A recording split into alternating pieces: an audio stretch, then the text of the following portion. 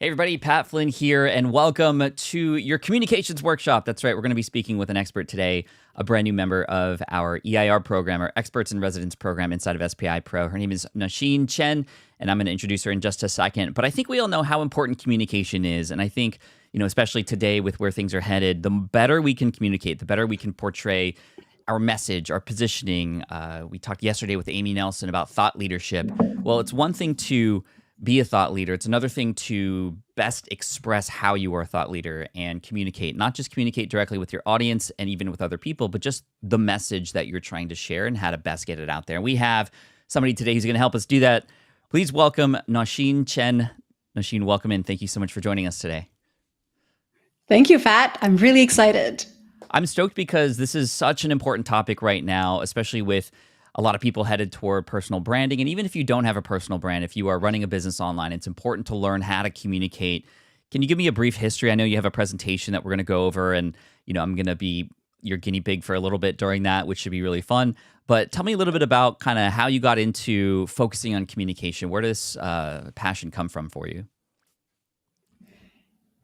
I have always been speaking on stages and speaking on camera for as long as I can remember, from the time when I played Princess in my elementary school's production of Rumpelstiltskin, to becoming a radio show host at the age of 19, to becoming the youngest communications trainer at Procter & Gamble. I just never realized that that was my calling in life. So I'm 38. I'm a filmmaker at that point in life. And I realized that where I'm having the most impact and what really is driving me is not making the films and documentaries themselves, but coaching people to be their best selves, their most impactful selves on camera. And that was something I realized when looking at the C-suite, for example. I would be working with these great startup founders that were really impressive in person, that had these great skills of being charismatic leaders in their own right. But the moment they were in front of a camera and they had to be themselves, they would become these robotic, pale, stiff replicas of themselves. Mm-hmm. And it was because they were in the spotlight, it was because they were under stress, that they were forgetting to really be impactful in the way that they spoke and communicated. It's very unfortunate because anyone who's watching those videos only sees them as that person. So they're losing out on the opportunity to make an impact and to grow their business if they don't learn to be natural and powerful and clear on camera. So that's really where I understood that maybe I need to step away from filmmaking and go into teaching and coaching people to be able to be these powerful communicators, because that is such a wider skill set that affects both your professional life, your personal life, and affects every single part of your life. I always thought people were just born to be good communicators and great communicators. I was always somebody who struggled with that. And I didn't know until I became an entrepreneur that you can learn your way into this. And I took the long route, and that's why we have you here today and why we have programs like SPI Pro. It's to fast track our way to these things that can help us as business owners. But that's why we have you here today, to kind of share. And for the people in the audience right now, I see Marla and Tina and Lee, Sarah, Andrew, some people who were here with us yesterday and others who were here for the first time today. Welcome, everybody, because this is Expert Week here on SPI. And yesterday we had Amy Nelson to talk about thought leadership. Today we have Nausheen Chen, who's going to give us an amazing presentation about communication and how to become a more powerful communicator. And I think, I don't want to. Let's just dive into it because, I'm sure there's going to be a lot of questions here, but I also know that a lot of people in the audience could probably relate. They know they have something to share, but as soon as the camera turns on or they start hitting record, things just go out the window. So correct me if I'm wrong, but your presentation today is going to definitely help us through a lot of the struggles, correct? Yes, that's the aim. Okay, because really what we want to do, and let's dive right in, we want to speak with confidence. That's where we want to go. And by the way, Nausheen, you can find her at speaking.coach, which is a beautiful domain name for some direct help. And you can also, you'll see in SPI Pro, you'll be able to get some help from her in there as well if you're a pro member. But let's dive right in. I will be here if you want to call on me on anything. The audience is here. They can interact as well, though there's a little bit of a delay, but they're here watching and listening to you. And we're just kind of engaged with what you have to offer us right now. Sounds great. So you already touched upon this, Pat, that we're not just talking about speaking with confidence or becoming a better communicator just for the sake of it. Mm-hmm. The idea is to understand how you can use great communication skills to drive real impact for your brand and your business. So I wanted to start with some quick case studies to show you that we're not just doing an exercise for the sake of it. Some of you might know Ruben Hassid. He is an AI influencer. And when we started working together, he had already been building his personal brand. He just hadn't taken it to any of the big stages. He had booked these keynotes, and he came to me saying that he was feeling a bit rusty. He hadn't been on stage in a while, and he wanted to make sure that when he showed up on stage, he was doing justice to his brand. He wasn't disappointing people that had seen his content, and now we're going to see either him live or videos of him.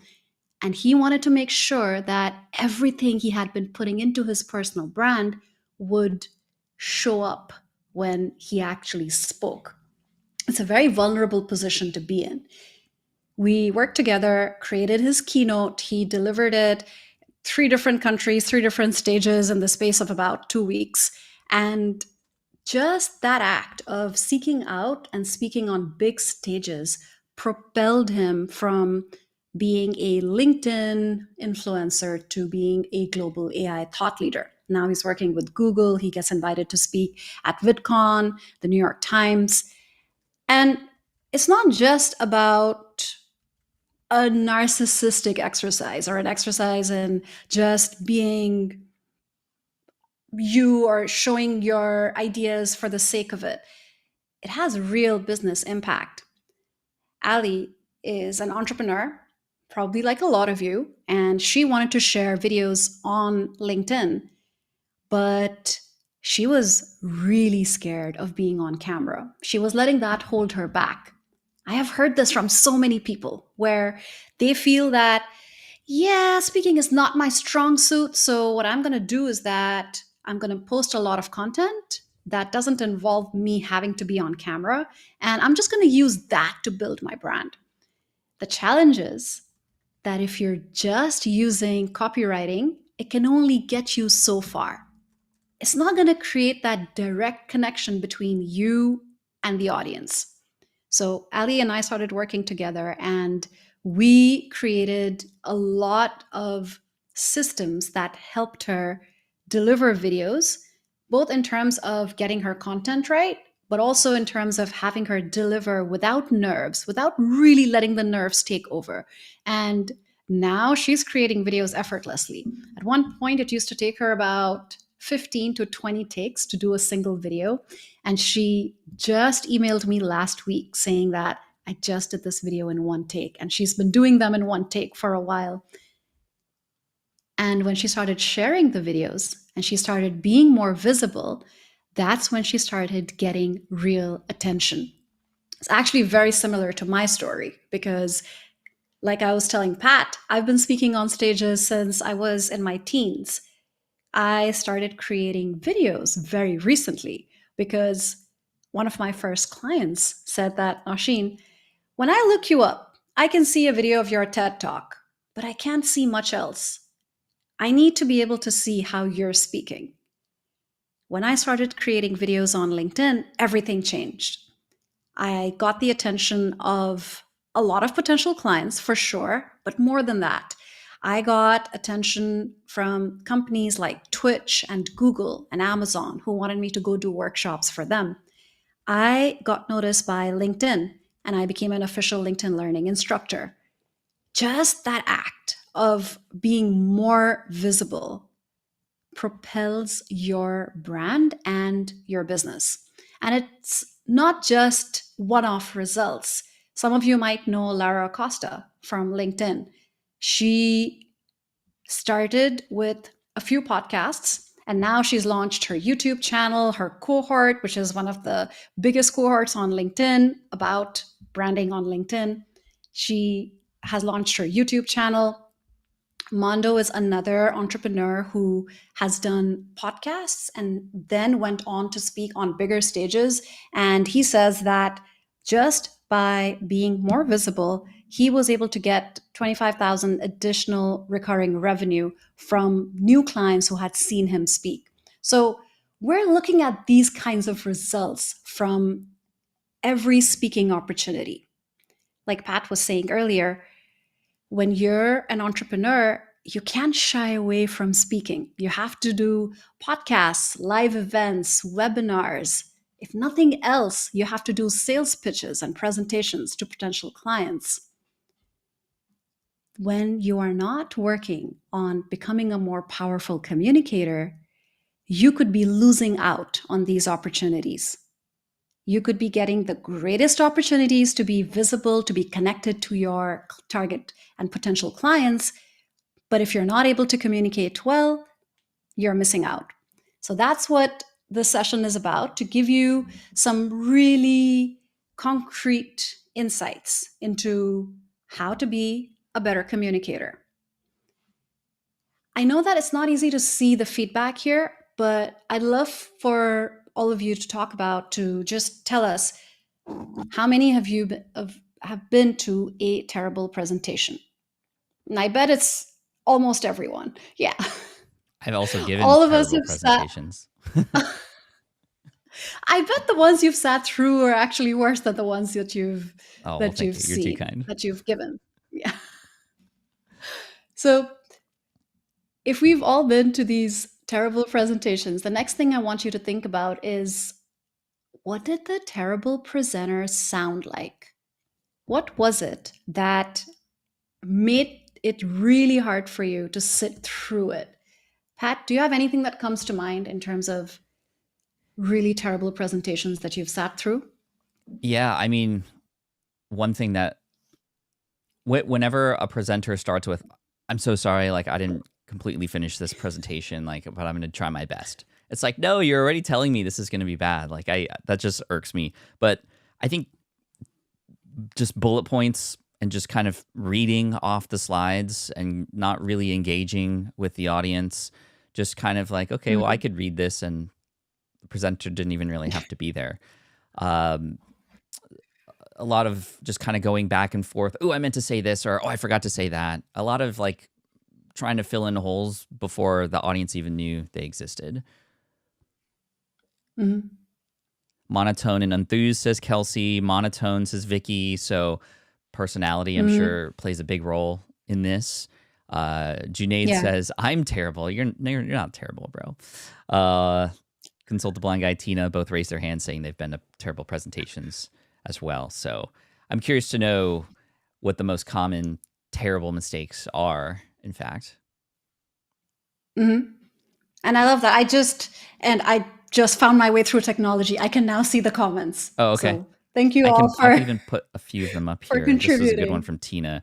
They didn't seem to know what they were presenting. Ooh. Yeah, that's a big one.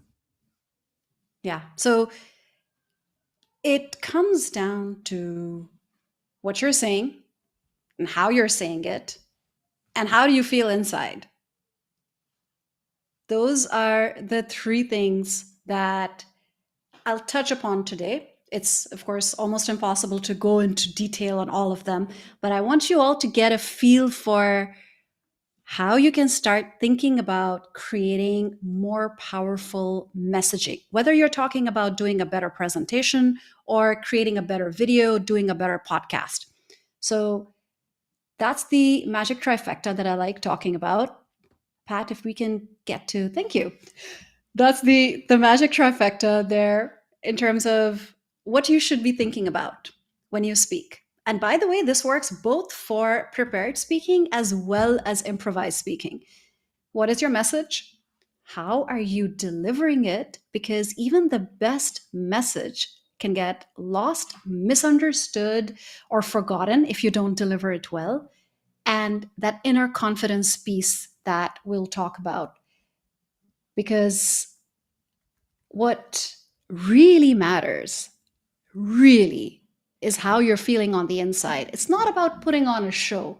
I'm not here to teach you acting. I'm here to help you amplify your natural passion for your subject in a way that shows when you speak about it. I'm here to make sure that you are feeling as good as you sound. And understanding what is it with the nerves, for example, that gets to you each time. So another audience participation question: on a scale of 1 to 10, with 1 being the least nervous and 10 being the most nervous, how nervous do you feel before a big presentation or getting on a podcast, doing a webinar, any kind of speaking scenario where you have to present or speak in front of a group of people? Rich says 10 right away. And it was Yeah. 10 for me for so long, and it's still up there. In fact, I still get nervous. I've just learned how to understand what that nervousness means. Always a 9, says Junaid. Usually about a 5 or 6, says Mhm. Vicky. Shreya says 6. Soulbound says 10. Kelsey says 100,000. So that's a lot. Yeah. Yeah. So the first step is recognizing what is it that is getting you to that feeling that is making you nervous. There could be a number of factors. And I'll tell you a quick story here. When I did one of my first big workshops, I was approached by Twitch. This was about a few years ago. And I had this great moment of feeling, yeah, I've made it. I'm going to be delivering this workshop for a bunch of engineers at this great company. And they don't really know me. They just knew me through my content. It was going to be the first time that I was going to interact with them. After that initial feeling of elation, I felt dread. In the days and weeks leading up to the actual presentation, I felt like I'm the wrong person. I was massively hit by the imposter syndrome. I felt like I was going to let people down, that the organizers are going to feel that they made the wrong decision, and people are going to walk away thinking, what a waste of time that was. It took my husband telling me that I am hyping it up in my head way worse than it will ever be, to make me realize that I wasn't actually following the strategy that I tell my clients, where I encourage them to take the focus away from themselves and towards the audience. I reframed my nerves. I told myself that I am simply feeling super excited. It's not that I'm nervous. I really care. I really care about the outcome. And what should the outcome be? Should the outcome be that I should be absolutely perfect, that nothing goes wrong, I don't say a single filler word, I don't lose my train of thought, and everything is absolutely 100% great? Or should the outcome be that one person, maybe just one person, walks away more knowledge rich? Maybe one person gets to do a better presentation and they make a better impression. And who knows where that could lead? It could lead to a promotion. It could lead to them feeling that much better about themselves and that much more confident. That was my mission. Not to just impress for the sake of it, but to make sure I made a difference for just one person. And this is where this particular piece of knowledge really helps. So, this is studied by science. How many of you knew this? That your body actually produces the same reaction to fear and to excitement. Pat, did you know this? I did, but only after learning more about public speaking and kind of hearing this. It was a game changer for me because, I mean, even literally the same parts of the brain fire up when they were doing this, all the like connectors on the head and stuff. You Yeah, could actually see the same neurons. parts of the brain fire up when you're nervous or you're fearful. Um, and it's like when you think about it, it's like, okay, I'm on stage. Maybe these natural reactions are to protect me, right? These natural, Yeah. human body reactions are to protect me. But like Protect me from what? Not like a tiger's not going to come out from backstage and, maul me or anything like that. Like, come on, let's enjoy this process. And so I've had to, like you said, rewire or reframe what that actually means. And when I think about how excited I am and hopefully how engaged I could be with the audience and perhaps what the response will be afterwards, I start to get really enthused about the opportunity versus nervous, for sure. Yeah. So it comes down to how your body produces the same reaction to being very nervous or very excited. You feel butterflies in your tummy. You might start sweating. You might start obsessing about the thing that you are nervous about or that you are excited about. And just recognizing that your body has the same reaction means that your brain is now free to label that emotion. So it's up to you and your brain, that is more powerful than you think you are. It's up to you and your brain to label that emotion. If you can reframe the nerves as excitement, you are positively reframing the experience. Like Pat said, you are setting yourself up to enjoy the journey instead of treating it as something that needs to just be done, that you need to just get over with. And you are telling yourself that you really care. And these nerves that you're feeling are just excitement. Easier said than done. But like I said, this entire hour is to get you to start thinking about things hopefully in a slightly different way, to make speaking in public or speaking to an audience a little less scary, so that you can figure out what is it that might be holding you back from using speaking to build your brand and to build your business. So that was on inner confidence. And I would love to take questions from you as well. We can, I'm assuming, take questions at the end, right, Pat? Yeah, let's do that. I have a few that I'm going Yeah. to save related to the topic that we just did, but let's keep going. Yeah. Awesome. So if anyone has questions on that, we're going through things fast because I would like to make sure that you're all getting a taste of the three components of impactful speaking. So you have questions, I would love to answer them. Moving on to the message part of it. A lot of folks end up talking too much, rambling, burying the lead. The idea is to deliver your message in the most crisp and powerful and clear way possible.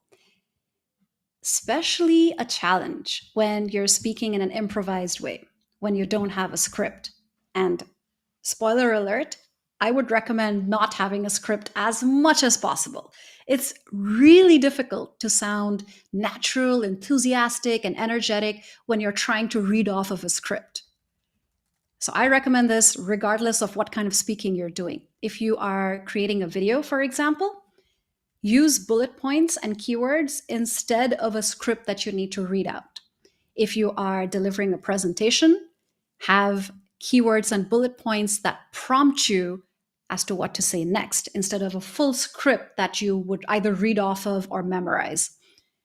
And when you're speaking completely improvised, I have these tools for you that you can use to structure your thoughts on the fly. And we're going to use Pat as our guinea pig for this.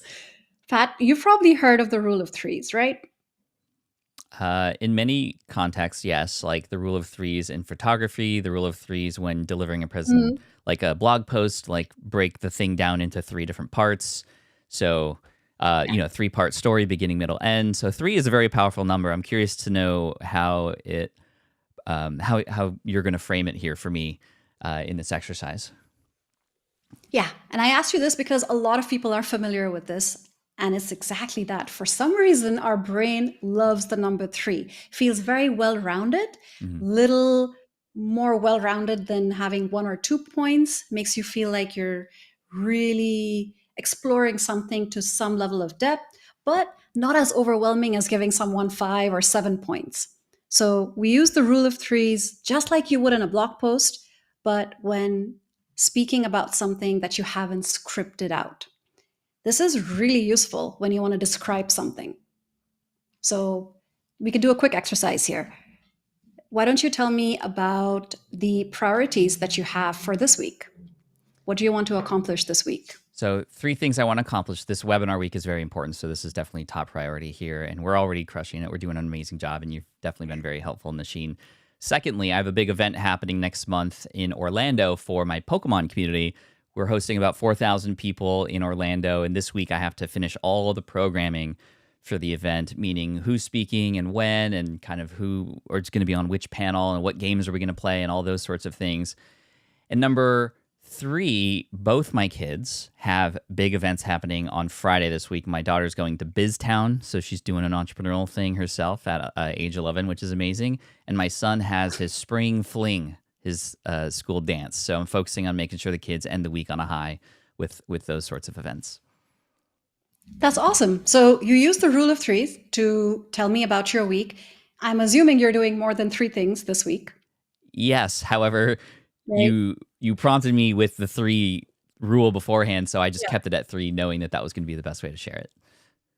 Yeah. And I hope that made it easier for you to sift through and filter all the other things that you're doing, because I set a Completely. goal for you that now you have to just tell me the top 3 things and not the top 5 or the top 7 or even the top thing. It might have been harder for you to just pick one thing to tell me about. So It worked. having a structure like that, awesome. Having a structure like that simplifies it for you. And I'd like to know from all of you who are here with us, did it simplify it for you? Were you able to follow along when Pat said, this is my first priority, this is my second, this is my third? I'm going to bet that it did, because using these kinds of thought structures helps both you and the speaker and the audience. You as the speaker and the audience. It's a win-win. So that was the first thought structure. And now that I've taught it to you, I would love for all of you to try it out. And the second one, we talk about storytelling all the time. Everyone says, oh yeah, storytelling is a very powerful tool. What happens is most people don't know how to tell impactful stories. They either load it up with too much context, or the point is lost. They give us too many details and it becomes way too long for us to follow, or it doesn't have a clear point, just doesn't have something that you're leading up to as a very clear takeaway. So I want to make storytelling really simple for you, and I want you to be able to apply this immediately as soon as you leave this webinar. And we'll use Pat again as a guinea pig. Oh, here I am. Hello, I'm your Oh, guinea there pig. you are. So Hey. story cars. I don't So know what that is. the story cars. The story car is a very easy way for you to understand how to tell a very simple story. Yes, you can have story structures that are more complex than this. The hero's journey, for example, is a more complex story structure that some of you might have heard of. I simplify it so that you can tell a story in 3 steps: the context, the action, and the result. The story car. When you're thinking of a story that you want to tell, so for example, Pat, let's make it difficult for you. Oh, great. The story of the story of how you wrote your first book. Got it. It's a complex story, I'm sure. And all of you who are here with us, you'll notice that most stories of our lives are very complex because we're complex creatures. The idea is to make it as simple as possible for the audience to understand and follow. So, could you give us the story of how you wrote your book in the form of context, action, and result? Can you quickly define context in this manner before I go into it? Great question. The context is linked directly to the result. We only need as much context as is needed for the result to make sense. So if the result is that the book got published, then the context would be connected to what do I need to know for the actions and that result to make sense. Okay. And we could go deeper as far as the more contrast there is between the result and perhaps how hard it was, the better the sort of climax of the story will be, right? Like there's a lot of nuances within this, but I like the simplification of this. So context, much of my audience was asking, how do I start a business? And even though I had written blog posts about it, everybody kept asking me how to do it in a more detailed manner. So I figured, why not write a book? So I decided to take the action and write a book. However, I soon discovered that it was the most difficult thing in the world that I had ever tried before. Even though words are words, words in a blog post felt a little lighter than the heaviness of the words within a book. So much so that there were times where I've spent 2 hours writing in my book and would only have 1 or 2 paragraphs to show for it. So I knew I needed some help. I reached out to my friend Azul from Authors Who Lead, who coached me through the process. And it was very difficult. I wanted him to just tell me what to write. However, because he was a good coach, he asked me a lot of questions to help me surface a lot of these stories and things I was trying to share in the book. Well, I finally started to get into a groove. And in February of 2015, I published my book, Will It Fly? And even though it was self-published, after all that hard work, it actually became a Wall Street Journal bestseller.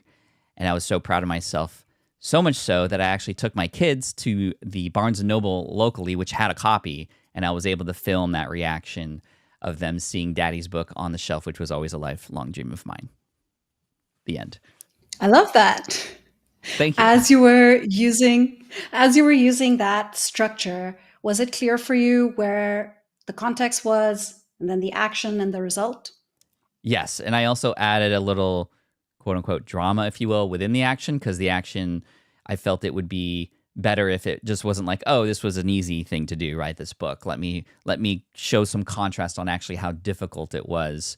And I started to use some words to amplify that a little bit, right? The heaviness of words within a book. So hopefully that helped. I maybe overcomplicated it, but no, I love that. And like I was saying, the hero's journey actually shows that drama a bit more, because in the hero's journey, you have the call to adventure right at the beginning and then actions and complications. all right. And that's where the drama Oh, and the comes guide. in and there's a turning point. I even mentioned the guide. Oh, yeah, you mentioned the guide. I didn't even know I Very was doing story the hero's brand of journey. you. Yeah. So the way that you broke it up into the context, the action, and the result, I hope that all of you who are here with us found it very easy to follow. And Pat is very experienced here. So he was able to tell us this story very quickly, even though it was a very complex journey for him. It might take you a bit longer when you're working through one of your stories to create the context, action, result in this simple manner.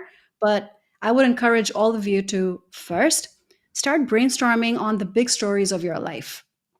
These are the stories that you want to be telling over and over on podcasts and webinars, even on sales calls. And then look at how you can structure them so that it's very easy for people to follow along instead of getting lost in the details. The third structure, we're going to do this quickly and then move on to delivery.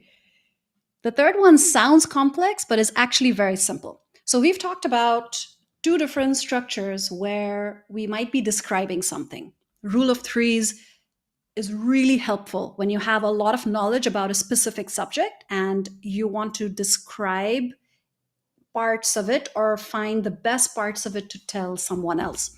3 things I love about public speaking. The top 3 priorities for the year, for example. The story car is, of course, very helpful when you're telling a story. But what about times when you want to pitch an idea, when you want to persuade someone?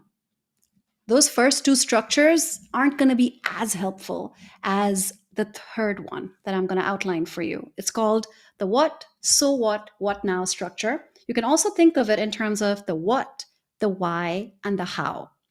And this is very helpful when you have a very specific idea that you want to pitch, because we talk about the idea first. So it forces you to get to the gist of the idea. The what is the actual takeaway that you want people to remember.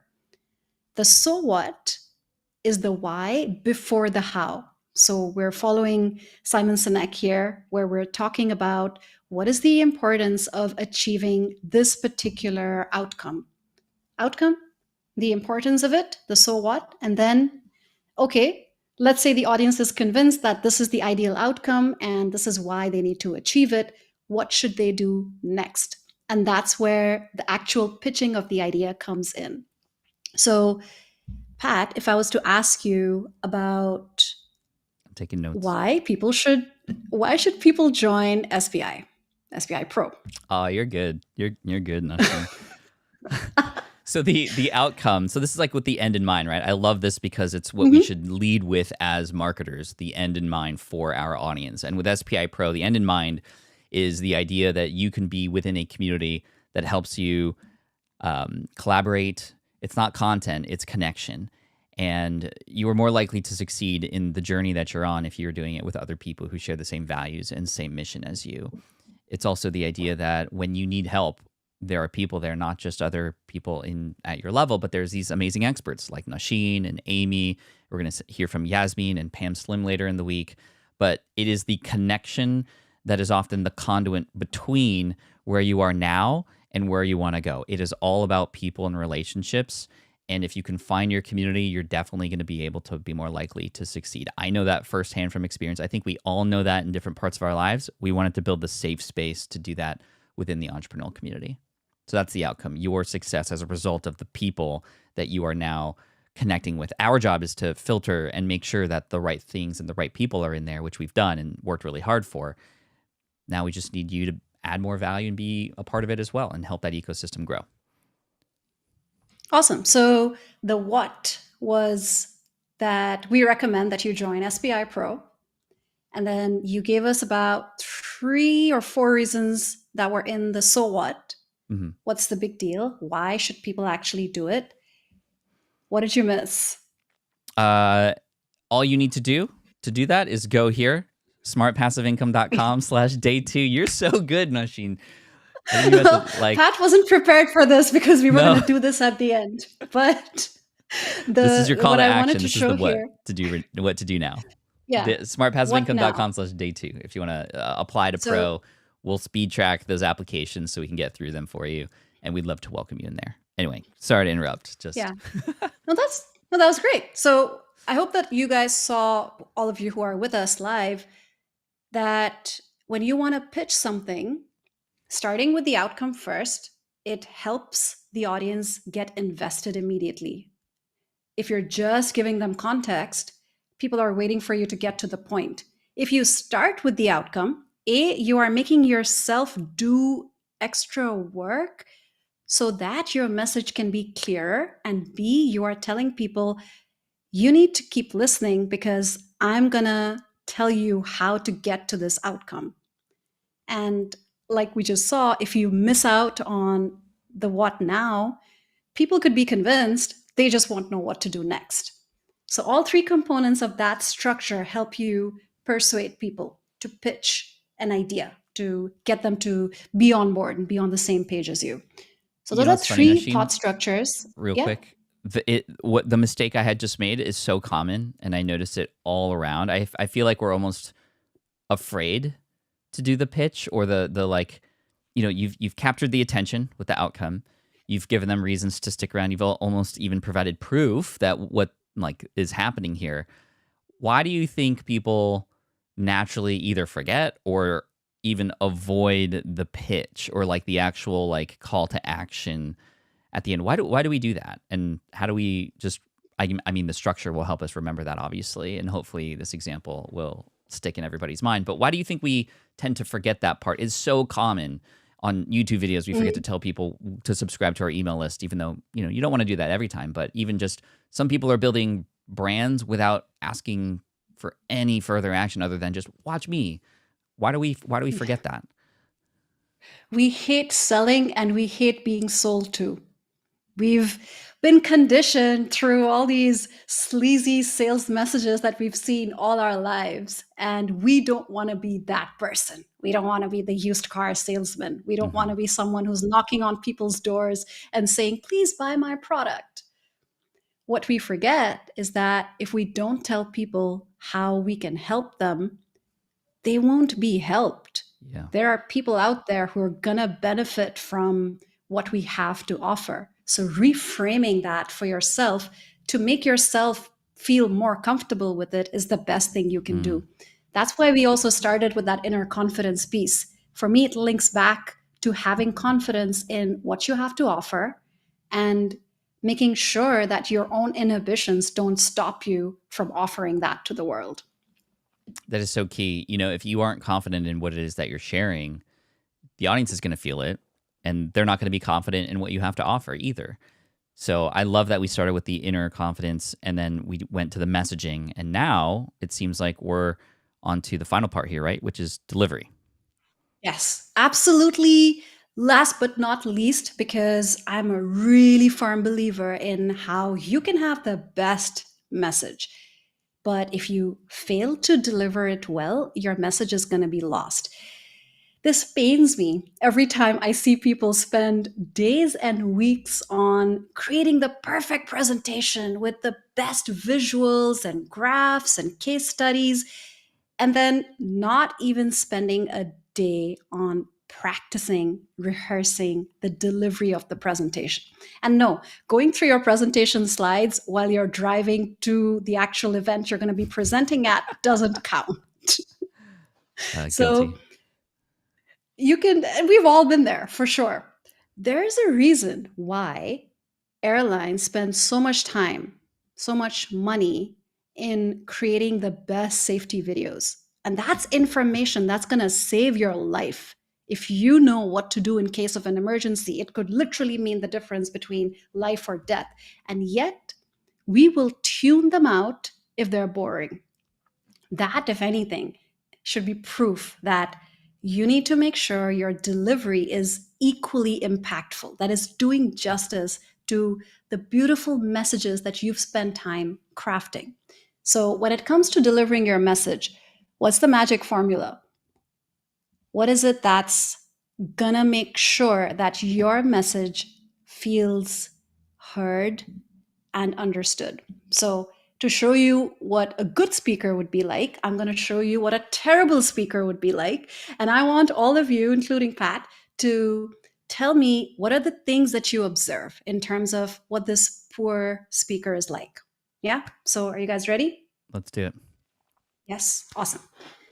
So, I want you to note down all the things that this speaker is doing that are not impactful or are taking away from the key message. This is how I'm going to be talking about this. This subject is about how we're going to make sure, like, it's gonna work. Like, I feel I have an idea of how it's gonna work, but it's also not gonna like actually work all the time. It's gonna work some of the time. It's gonna work. Some of the time it's not gonna work. Some of the time it might work. What I'm gonna tell you about is how it's gonna be good. Okay, what did you notice in terms of mannerisms, the way this person was delivering their message that was not impactful? I'll shoot first. You weren't making eye contact. Yeah. You were kind of looking Mhm. down and kind of looking around kind of sporadically. So there was no connection there. And I also felt that your voice was, I mean, you were almost kind of talking to yourself, right? You weren't really delivering that message. You were kind of sharing the message in a more whisper, sort of soft tone. And I'm not saying you need to be loud and sort of obnoxious, Mm. but it definitely didn't feel like you had that inner confidence that we were talking about earlier. Mhm. Soulbound says low volume rambling. Rambling is a big one for sure. Not convinced about the message, Yeah. says William, which you literally said you weren't even convinced that this was going to work all the time, which is a big no-no. Rambling pace. So it seemed you talked, I Yeah. feel like really fast in that delivery. Mhm. Context, says Teresa. So that's a good call out. Something that we had just talked about. There was no context. Why does this even matter? No variety in tone, so very monotone. A lot of the Yeah. crowd talked about that earlier. They didn't believe in it. Good, says the popular report. Covered a lot of things there. Yeah. Awesome. So we've hit on a lot of things. I believe you guys got everything on this list and maybe more. There was no variation in terms of how I was actually speaking. I didn't have a lot of pauses, didn't have a lot of expressions. No one caught this, but I wasn't using my hands at all. I had my hands down here, which should have been a bit unnatural and strained, just like it is right now. I was using a lot of filler words, and I didn't have a lot of control over the way that I was spacing out my words. So, what it really comes down to, and this is your second magic trifecta. You can see I am a big fan of the rule of three: your voice, your energy, and your body language. That's what all great speakers use as their toolkit. The next time that you watch a TED talk that you like, the next time that you watch a podcast, the next time that you see an actor on TV, I'd like you to look at how they're playing with their voice, bringing in vocal variety, how they're using their energy, how they're showing up with energy and enthusiasm, and how are they using their body language, which includes your facial expressions. So, I'm not going to teach you all three things because that's actually what we go into in our internal webinars that Pat and I will tell you about in a while. But I want you to start thinking about how you can be more effective as a speaker using your voice, using your energy, and using your body language. Pat made a very interesting point earlier about being soft spoken. And I get this question all the time from introverts saying that, Nausheen, I don't want to put on a persona. I don't want to be someone I'm not. I like being my shy, introverted self. The idea here is not to transform you into someone you're not to make you put on an act, but to make sure that your introvertedness isn't drowning out your voice. And how you do that is by amplifying your message, your expressions, the way that you're delivering a bit more. I call it the 1.5x rule, where imagine that you have all this intensity and passion that you feel for your subject, for the thing that you love talking about. Aim to amplify it by just 1.5. And then when you deliver your message, aim to show a bit more of that intensity, a bit more of that passion. Aim to be a little bit louder if you are really very soft spoken. Aim to enunciate 1.5x more. So, if in real life you're used to talking like this, maybe you talk really fast, maybe you mumble, maybe you just have words that kind of run into each other, aim to slow down and be more intentional when you're on camera, when you're on stage. That's that extra effort, just that 0.5 extra effort is going to pay off because people will perceive you as a lot more confident and articulate. So, I have a very quick vocal exercise here that I love to do with you, Pat, Okay. where I'd like us to experiment with how you can use the same words and deliver it differently, deliver the same words differently to achieve different kinds of impact. So, how would you say that first sentence? This year will be the year that we finally achieve our targets. Awesome. So, Pat went with a natural emphasis on finally. As someone hearing the message, I might think, okay, cool. So, we haven't achieved our targets in the years that went by, and now we're finally going to achieve our targets. If you contrast this with just saying this year will be the year that we finally achieve our targets, there's a lot less in there. There isn't much for me to go on in terms of the audience looking at where should my attention go. So you as the speaker are in this really incredibly powerful position where you can lead people a certain direction just by Mm. emphasizing certain words or using vocal variation in a way that points towards a specific goal. So, how would you say that second one? The second one is if you're in a tricky situation and your project is off track and you are the person responsible. Okay, let me see. We have three important insights into why this project is off track. Okay, so here Pat chose to emphasize the three important insights. Now, contrast that with we have three important insights into why this project is off track. I Ah, almost glanced over the insights and I directed your attention towards why is the project off track? I see. Is that going to have I a kind of better tailed effect? off, in Yeah. fact, on the off track because I was really trying Mm. to be in the position of almost feeling sorry for it being off track. So I didn't want to emphasize how off track it was or why, but rather here are the things that we're going to do to get out of it. Yeah, exactly. And that's the route I would have gone as well. What about the last one? Let me see. Let me pop this in solo. Okay. I mean, I could speak truthfully to this actually.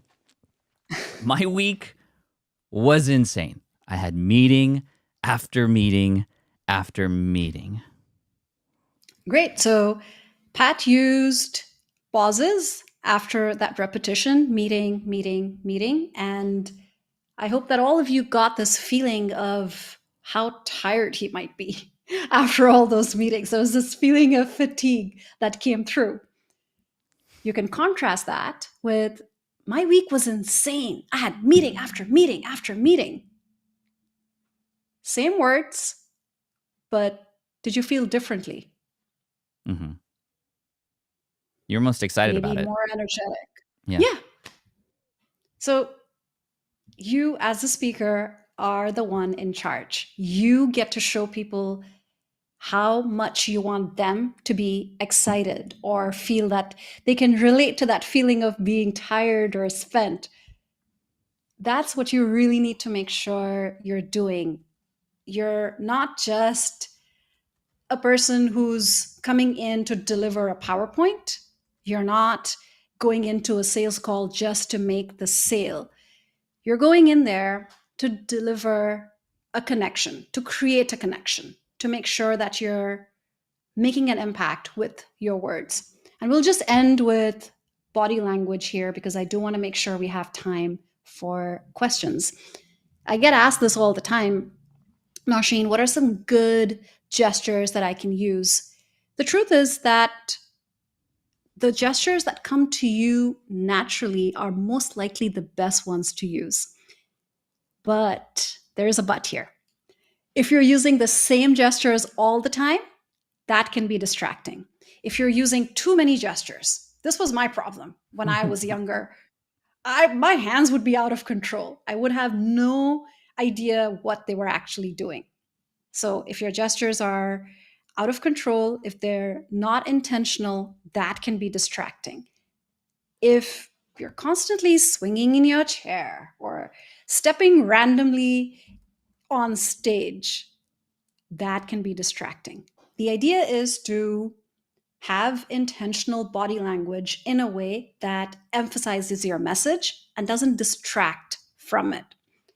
I always teach this rule of being very stable with the bottom half of your body and being dynamic with the top half. And this works whether you're on stage or on camera. So when I'm on camera and I'm sitting down, I have my butt firmly planted in my chair. You'll very rarely see my chair move because how weird is that? What signal does that give you, Pat? Uh, Almost like you are anxious to get out of there. You're ready to move on. You just aren't really fully engaged. Kind of like a kid in a classroom who's just like fiddling a bit.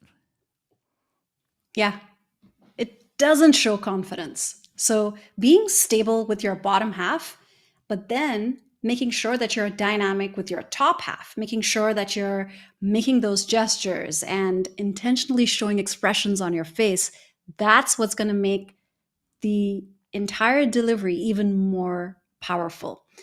And the gestures that I wanted to teach you were, have you heard of the open palm gesture? No. Okay. So the idea is to show transparency and build trust. When you show someone an open palm, of course, it has to be linked to what you're saying. Otherwise, it's going to be random. So imagine that I'm talking about, this is what I have for you, or there you go. The open palm shows that I have nothing to hide. And I'm doing this piece where I'm actually extending it towards you. It shows that I want to create a bridge between me and you. So that's one gesture that I'd like you to try out. I like that. Another one, yeah, now that you're aware, maybe you'll use it. The Open second palm. one that I'd like you to High five. Yay! Yeah, see, it works. The second one that I'd like you to think of is more of a philosophy than a single gesture, but it's about painting the space with your hands.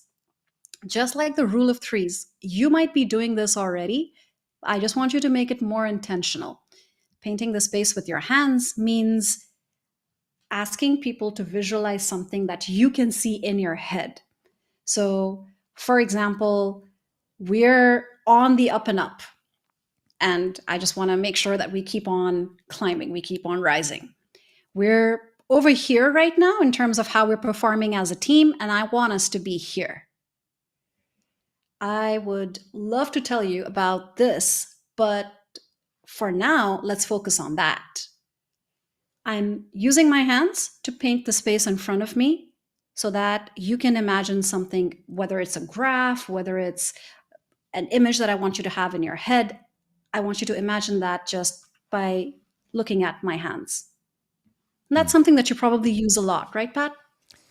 Yeah, I do, although I haven't been super intentional about it. I mean, there have been times where I've gone into presentations specifically focusing on what I do with my hands and kind of, open gestures for wider, smaller, tighter, even kind of getting the shoulders shrugged in. Like there was this little thing that was bothering me about the book I was writing. There's a lot of little things you can do, but I think I had to get out of the pacing, the pacing back and forth on stage. That was my Oh, yeah. big problem that I had to learn myself out of. Stable with the bottom half. Hmm. Always works. If you can plant your feet on the stage, roughly shoulder width apart, and not given to the temptation to step randomly or then to pace back and forth, like Pat said, which makes you look like a lion in a cage. You I've been can able to walk understand that around. like you can actually use the movement to your advantage. When I'm telling a story, I will move and I'm walking as if it's like, hey, we're on a walk together. I'm telling you this story.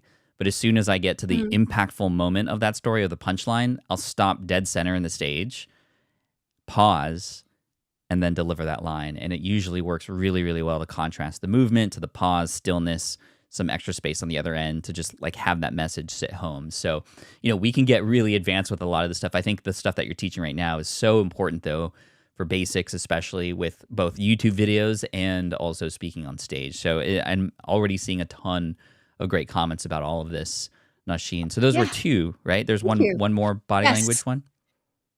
Why don't we get some questions and we'll save that last one for Okay, the end? I have a selfish question. So if you have a question in the Yes. chat, by the way, type question in all caps. That way, even I'm doing it now. Like I'm like, this is you typing question in all caps, uh, and we'll call that out. My selfish question is, I tend to have what is known as RBF or resting B word face, and I've noticed that when I'm in an interview, especially, I look like I'm pissed off when I'm really just listening. And I'd love Mm. your take. I heard a few people who I've gotten to know who do really well on camera say you kind of have to over exaggerate. It just feels weird. Can you coach us through a little bit of the, RBF face counter that might exist? I really need help with that. There's good news and bad news. The good news is you can absolutely work through it to the point where you don't have RBF. The bad news is you can't really relax, quote unquote. And it's usually when Hmm. you're relaxed, when you're just letting your face do whatever it wants while you think, that's when the RBF happens. Yeah, So you're right. being more alert and mindful, which means, yes, doing the work even when you're thinking. That's what's going to get you there where you don't have RBF anymore. It's the same rule as eye contact. So I'm not asking you to always make eye contact all the time and look intently at the camera. That's weird. You can absolutely look away if you need to think. Where that becomes distracting is when you have people looking away all the time. And I used to do this, and that's weird. Making sure that you get back to the camera as quickly as you can, treat that as your North Star. Hmm. That's what's going to help you create that connection. So with the RBF, yes, sometimes you can absolutely relax, let your face do what it wants, but keeping it as active as possible and intentionally either having a neutral expression or a smile will go such a long way in making sure that people are always seeing you as the confident, put together presence that you are. Yeah, you're right. I just have to be conscious about it. And what I've learned is on camera, like 50% exaggeration, you're kind of 1.5x makes it seem more natural, right? Yeah. So I need to work on that. But anyway, we have a few questions here to finish up because I know Yes. we're at the top of the hour. And by the way, please check out SPI Pro. Nausheen, you are amazing. You are now an expert inside of SPI Pro, a resident expert. And people who are inside of Pro can ask you questions, get access to your workshops, and see you in there as well, especially now that we all know how important this is. So head on over to smartpassiveincome.com/day2 to be sure to apply to SPI Pro. It is set for a specific type of entrepreneurs who have, just some results. You're going a little bit and you need those next steps. However, you also get access to the All Access Pass, which gives you access to all of our information, our courses, and the communities that go along with them. In fact, we have a accelerator happening next month for YouTube. So if you're interested in YouTube, we're going to be walking you through that course together with a coach and help you through that process. You are 2.5 times more likely to succeed doing it inside of a community-powered course like what we have versus just kind of doing it on your own. So again, hit that link right there, and we will finish off with some questions here. Let's see. Question: what strategy should one employ if one gets breathiness driven by nerves during a presentation? So you're a little bit breathy. How do you get yourself out of being maybe too breathy? Right. Part of it is nerves that I would like you to control before you start the presentation. And there are a number of strategies you can use for that. I typically have my clients work on what I call a pregame ritual, where you use 5 or 10 minutes before the presentation to really calm down and then amp up your energy. That makes you feel more in control. The second thing is to pause and breathe. And this is so simple, but I have actually had clients ask me, Nausheen, is it okay if I drink some water when I'm presenting? And yeah, the answer is yes. You can take a pause. You can have some water. You can even eat things. I have seen people on stage eat cookies and chocolate because they want to take a pause and get more energy. Imagine that you're not running a sprint. It's not that you want to get it over with as soon as possible. You're running a marathon where you're going to make a point. Then you want to pause. You want to change up the pace. You want to breathe and then go into the next part of your presentation and so on. And the third thing is, of course, practicing breathing, box breathing or belly breathing on your own before the presentation.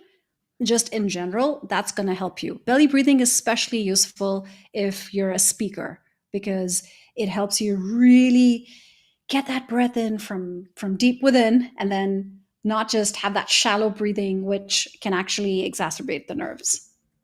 Nice. Thank you for that. Let's see. Question from Kano. Is it ever okay to walk the stage when speaking, or is planting on the stage the most efficient? Perhaps just a quick take on when to move and when not to move. So Pat actually touched upon this earlier.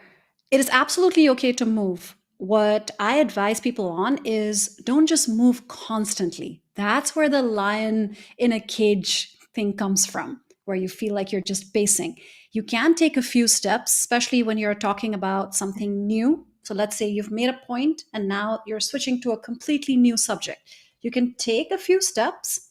The key is to then stop in another spot on the stage and then say the next few things before moving on.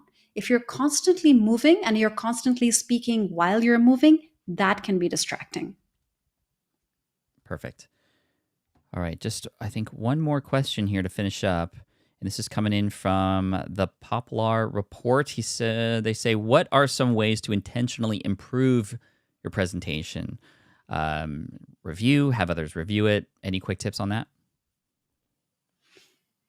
The idea is to make sure you use your time wisely before the presentation. This is where I've seen people make the most mistakes, where, like I was saying earlier, you use up all of your time to create the slides. You don't leave any time for refinement, for iteration, or for delivery. However much time you have, let's say you have a week to prepare, divide it by half and put a hard stop at the halfway point for content. Lock down your content easily 50% of the way through. This will massively help you in improving and refining the content. And then for the rest of that 50% of the time, aim to start rehearsing and record yourself for each rehearsal. Don't practice in a mirror. Don't just look at the slides. Actually put yourself in the moment, visualize the actual room that you're going to be in, and deliver the presentation just like you would deliver it to that room. It's going to be harder. You're not going to have an audience to play off of. But guess what? Just because you are making yourself practice in hard mode, you're going to be so much better when you actually deliver it live. So record your rehearsals and watch them back. And that's where working with the coach comes in handy, where you can actually share them with the coach, and the coach can tell you, this is what you might be working through. These are your strengths. These are where you might want to improve. If you don't have a coach, absolutely feel free to share with a friend, with a teammate, and get their feedback. The idea is not just to look for your faults, but to look at what you might be doing well already that you can lean into and bring that to the exceptional level. Amazing. Nausheen, I know we're over a little bit, so we're going to have to cut this off right now, but those were amazing questions and even better answers. And speaking of coach, if you'd like to work with Nausheen, you can find her at speaking.coach. Obviously, you can see her and work with her and get some help and direction inside of SPI Pro as well. And you have some workshops coming up later in the year. We have a lot of amazing stuff happening in Pro, so be sure to check out this link that's right here below, smartpassiveincome.com/day2. We have so many amazing compliments to your work, Nausheen, and so thank you for today. We appreciate you. Where might people go to find you, perhaps on social, in case they want to connect and say hello? I'm the only Nausheen Chen on LinkedIn. You can't miss the purple hair. So look me up there. Speaking.coach remains the best way to find me, as well as free goodies. I have a free course there that goes into more detail on the voice, energy, body language framework that I was talking about. So if you're interested, make sure you check that out. And like Pat was saying, I'm sure you still have questions. We couldn't get through all of them. So that's more incentive for all of you to check out SPI Pro, because you can ask me all the questions you like there, and I'm available there for live Q&A sessions as well. Amazing. Nausheen, you're a rock star. Thank you so much for your tips. These are going to be incredibly helpful, and I learned a number of things today too. So take care, everybody. Thank you so much. Have a good one. We'll see you in Pro. Check that out, that link. Awesome. Bye. Thank you, everyone. Bye.